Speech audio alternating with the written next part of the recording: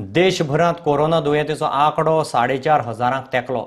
फाटले 4 दीस 500 ते 600 दुयेंती येताले. मात फाटले 24 वरांत 354 केशी आयल्यात. आतां हॉटेलाचोय क्वॉरंटायन सेंटर म्हणून वापर चल्ला. जें कितें आसा तें आरोग्य मंत्रालय सांगतलें.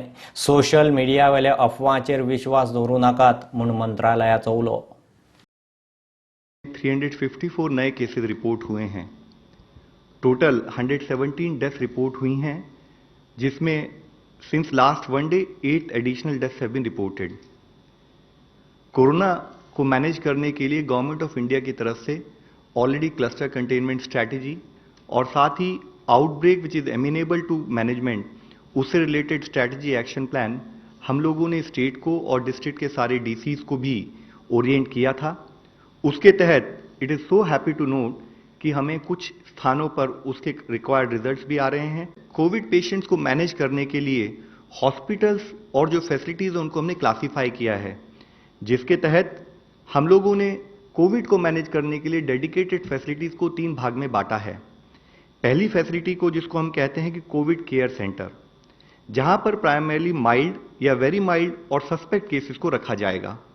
ये मेकशिफ्ट फैसिलिटीज भी हो सकती हैं.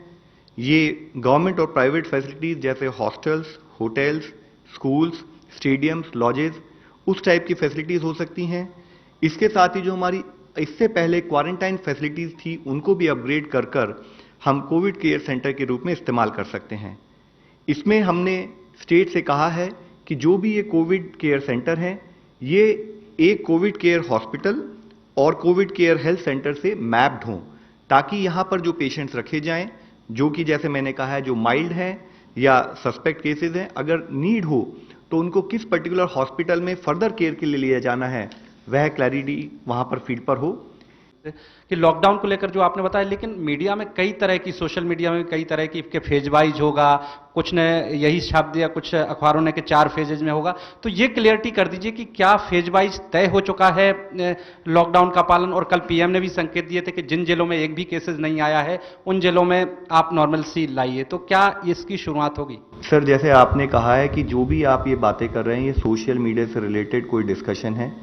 ऑनरेबल सुप्रीम कोर्ट ने इससे पहले भी क्लियरली आदेश दिए हैं कि जब तक कोई ऑथेंटिक इन्फॉर्मेशन ना हो तो पब्लिक में कंफ्यूजन, भय की परिस्थिति उत्पन्न होने के चांसेस हैं.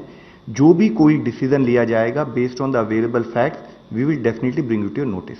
And till the time a decision is not officially communicated, जब तक हम आपको ऑफिशियली कोई कम्युनिकेट ना करें तो आप काइंडली उस पर स्पेकुलेट ना करें. This is my request.